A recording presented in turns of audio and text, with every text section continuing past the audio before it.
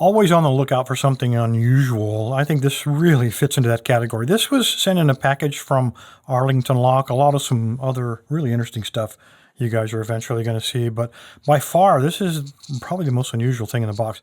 An 8-ball lock. Now, I don't think it was ever a true 8-ball. This is cast aluminum. I don't know what this groove right here is for. Maybe just to get a grip on it. I really don't have a clue. Or to turn it somehow. It looks like it was used like a seat belt type shackle would go inside of there. And then the lock is here. Now, I have only ever seen one lock before this one where the entire core came out. And that was only about 2 weeks ago on an East German bicycle lock of all things. But we run into it again here. It looks like a wafer lock. You can take a look in there. And if you take a look at the key, looks like about 5 wafers. This is from Chicago Lock. At least the key is. I'm not sure if the lock is or not. Probably. Slide it in, rotate it 90 degrees, and then the entire core ejects. There's the locking pawl right there. You can see it slides right in there. So you put your seat belt in or whatever and slide that in to hold it in place. It's solid steel, so shouldn't be able to pry that out. The lock is very well protected. As I said, this is solid aluminum. On the lock itself, I think you can see how it works. When you turn the key, the little locking pawl pops out and there's a groove cut inside of there for that to fit into to prevent you from trying to extract this. This little screw here serves really no other purpose other than to align that with the locking slot.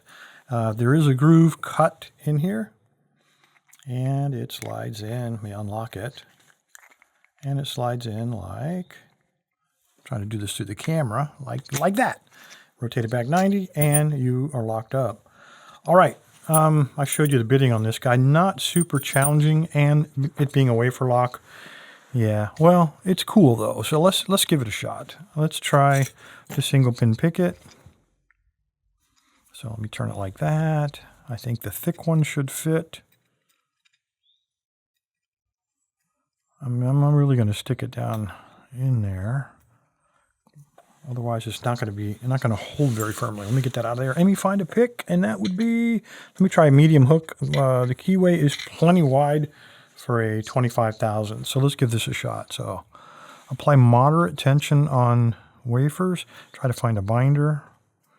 And usually they pop right up. I mean, especially with meat, there's one right there. And he doesn't want to go anywhere. Let's keep looking. All right, there's 1, 3. Oh, hiding behind my tensioner, wouldn't you know it? Come on. I might have overset the one behind the tensioner. There we go. That was 3 again. That was 5, and there we go. So not a big deal to pick this guy, despite its heavy-duty appearance. Let's try something else. Let's ruin the video. Let's try to do it with a rake, because that's really what I like, the pick of choice.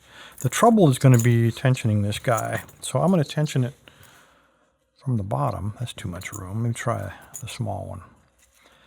And the shape of this literally forces, because that slot is over on the left, it forces your tensioner to kind of roll around.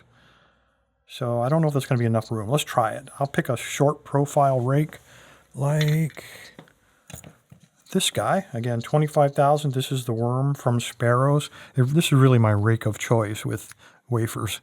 And light tension when you're raking, and then just kind of hope for the best. And that was pretty quick too. Anyway, great idea. I don't have any clue what this is for. Maybe a gaming machine of some kind, like a pool table. That'd be perfect. Anyway, guys, there you go. The 8-ball from Arlington Lock. Appreciate your time. Stay safe. Stay legal.